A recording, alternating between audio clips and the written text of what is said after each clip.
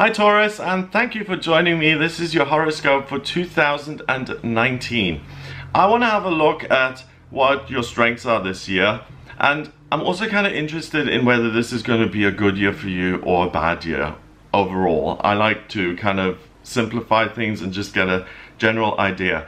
Now, we have eclipse season starting in January, and as we all know, the effects of eclipses last for 6 months. So the eclipses in January are going to determine what happens up until June, and then in July we have 2 more eclipses which determine what the rest of the year is going to be like. Okay, so on the 6th of January we have a solar eclipse in Capricorn, and that is happening in your 9th house, sitting on top of your Pluto, your midheaven, and your Saturn.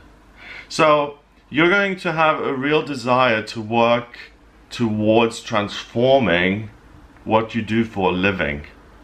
So I think you're going to either want to travel or expand what you're doing, or completely change what you're doing, make a lateral move to keep the same content and make more money, or to jump out completely and to do something completely different. So the first 6 months, that's going to be on your mind.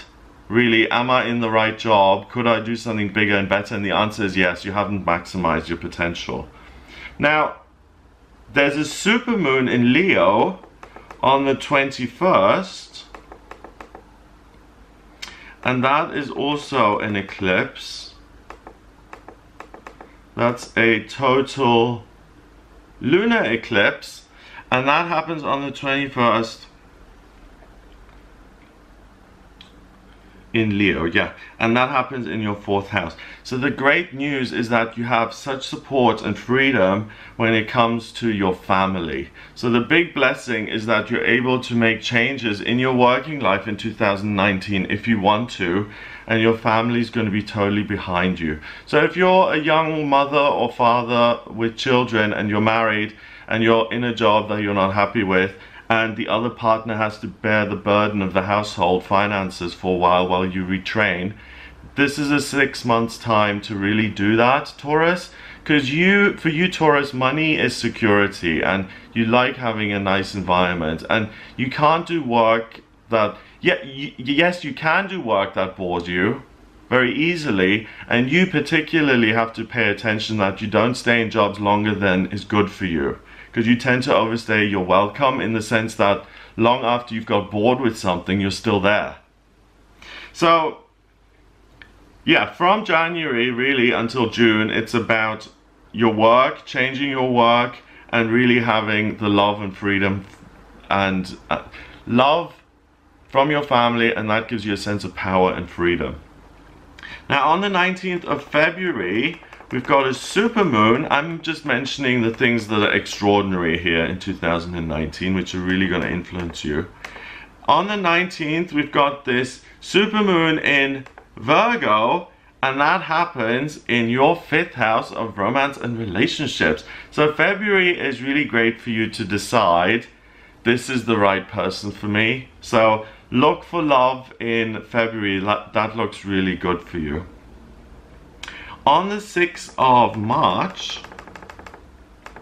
we have got Uranus going into Taurus again. Now in 2018 it was in Aries, and then it went into Taurus. It's currently in Taurus, but here at the end of 2018 it's going to retrograde and go back into Aries, and then on the 6th of March 2019, on the 6th of March 2019, it's going to go back into Taurus again, and it's going to go direct, okay? And that happens in your 1st house of self. So you're going to feel like suddenly the brakes, the blinkers, everything that's been holding you back is off, and it's all systems go, and you can really get things moving.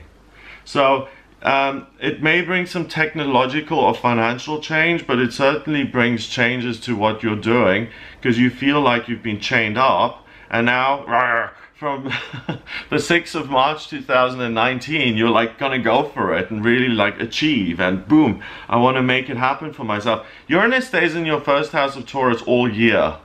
So your electricity, out of all of the signs of the zodiac, you bring the boom to the table. You bring the punch, the eccentric, the funny, the outrageous, the mystifying, and you can do that in a physical way by making yourself beautiful and glamorous, or you can be unconventional by really making your vocation something that fits you and that you're happy with, and you know that you never thought you would be able to do.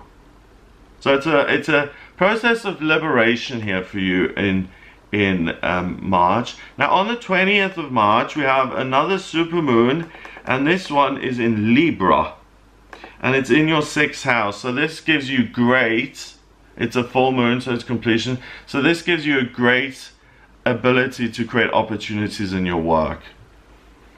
So you're really blessed with making changes in your work, seeing new opportunities to realize your hopes and dreams, and having the support and backing of your family, which is nice.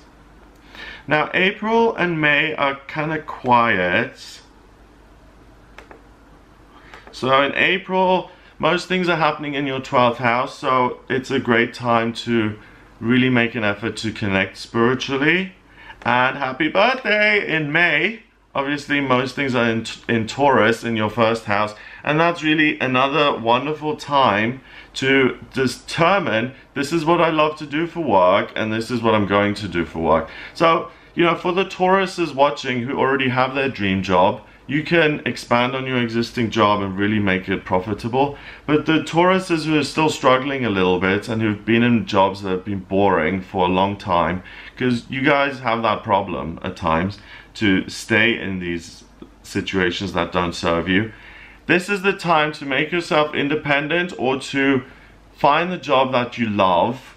And May is the best day, and that's the best birthday, not the best day, the best month, and it's the best birthday present you can possibly give yourself. Now in January, in June and in December, we have a Jupiter and Neptune square. Jupiter is in your 8th house, so good luck via other people, and Neptune is in your 11th. Okay, so at certain parts of the year you're going to really find it, because you're kind of naive when it comes to other people, in a sense. You don't see the negative in them. You've got kind of pink glasses on this year, 2019. You see the best in people, and other people see you reflecting that goodness that's not really there in them, and that's why they help you out. So you're really blessed here in January, in June, and in December, because you can make new friends. You can really get the support of people who you never thought you could rely on, and because you're so positive, a lot of good luck this year is going to come via other people. So forget about competing. People are going to be handing you things on silver trays just as a thank you and as a well done. Now we head into the second eclipse season in July. Oh no, I'm in 2020. Yes, we enter the next eclipse season in July, and the first one is on the 2nd of July. Please, please, please, come on. Oh.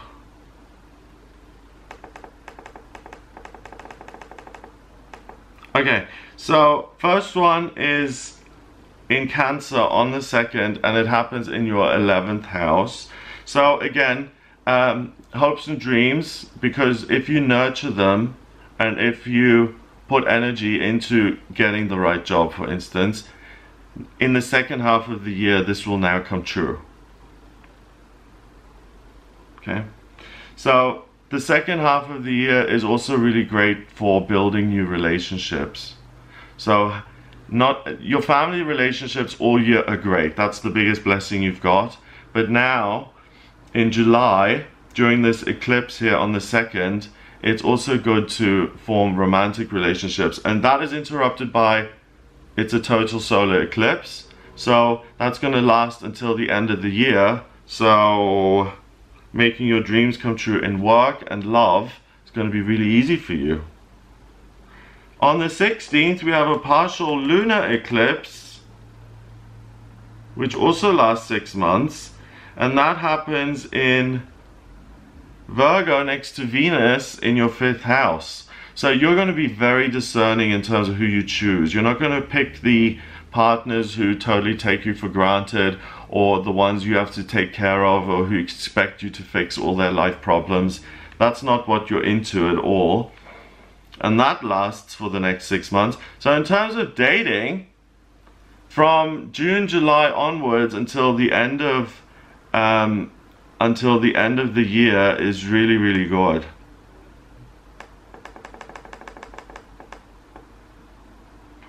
Okay, so then in August, there's not much happening in August, really. The most of the energy is in Leo in your 4th, so again, it's a great time to spend with family. Go on a family holiday, it'd be perfect. In September, we've got another one of those Jupiter-Neptune squares, and again, it happens in your 8th and 11th house. So, making your hopes and dreams come true via the help of other people, asking for help, traveling, reaching out to others, that's what's going to bring good luck into your life. And it's about manifestation. It's manifesting the right job that you want in your life. October again is more quiet. Most of the energy is sitting in your 6th, 7th, 8th and 9th house. So it's about work, your relationships at work, and how things are progressing. That's what you're focused on here at the end of 2019.